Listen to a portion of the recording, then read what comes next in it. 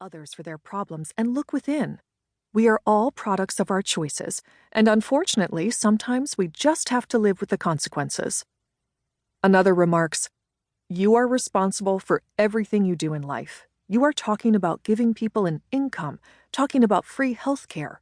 Your health is your responsibility. I drive a 2011 pickup truck because I do not need to buy a new one."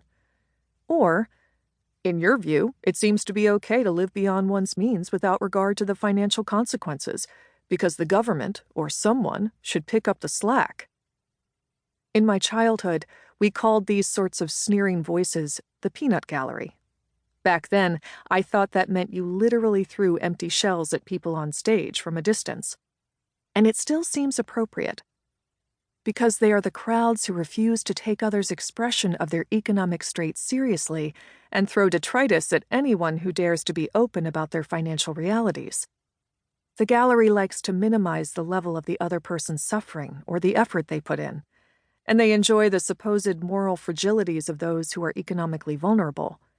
They sneer, "Didn't they choose to send their children to college, perhaps taking on educational debt? And why had they chosen to have children in the first place? And how dare they own a modular couch or a flat-screen television?"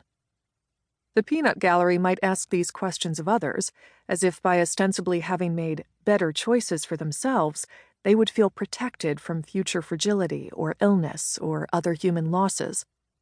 I have come to realize that these sentiments don't run contrary to the American dream. Instead, they express the dream at its worst.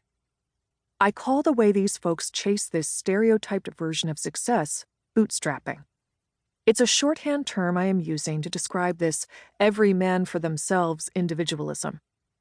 It also defines how this mentality affects those who can't make it, in the conventional sense, and have internalized the bias against them. Bootstrapping, that is, pulling ourselves up by our bootstraps, also contains many of the contemporary tropes and archetypes, like girl bosses, the updated millennial version of the self-made corporate woman, and side hustling. And as you will see in this book, it's no accident that many of the trendy idioms describing our economic state may sound appealing and cool, but they most often simply describe the anxious experience of being financially on one's own. These phrases are part of what it means to dwell in a bootstraps society. In addition, there are phenomena that are unidentified yet ubiquitous. I have named as many as I could in this book, among them the dystopian social safety net, a term to describe social programs or crowdfunding arrangements that should not have to exist, yet we rely on heavily. That the dystopian social safety net is there at all is due to the fact that we live in a nation that demands we be impossibly self-reliant. Much of this book is devoted to better understanding these social constructs, conceptions that serve to cover up how little societal care we receive. Those who subscribe to the fantasy of self-sufficiency believe that people can and must make it on their own, and studies like a recent one by the nonprofit organization the Moving Up Media Lab have found that indeed most Americans think success is something one achieves alone. And people who believe this are also more likely to judge others who are in precarious financial situations, and are more inclined to deny the role of inborn advantages or any outside help they received.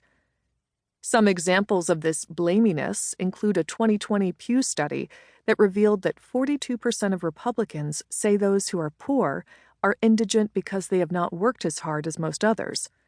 In addition, 60% of Republicans agreed with the statement, "People get stuck in poverty primarily because they make bad decisions or lack the ambition to do better in life," according to a 2019 Center for American Progress survey. Others supported statements like, "If everyone tries hard, everyone can get rich." This mindset is so pervasive that it leads to self-blame, with people wondering what they may have done wrong to wind up in their circumstances. Often the reason was being born to a family without adequate savings, or having accrued educational debt due to the higher learning they were told by their teachers and political leaders to acquire. Those left out of the feeding frenzy of self-betterment fault themselves. According to a 2015 Oxford University and Joseph Rowntree Foundation study, poor people tend to experience a negative self-stereotype.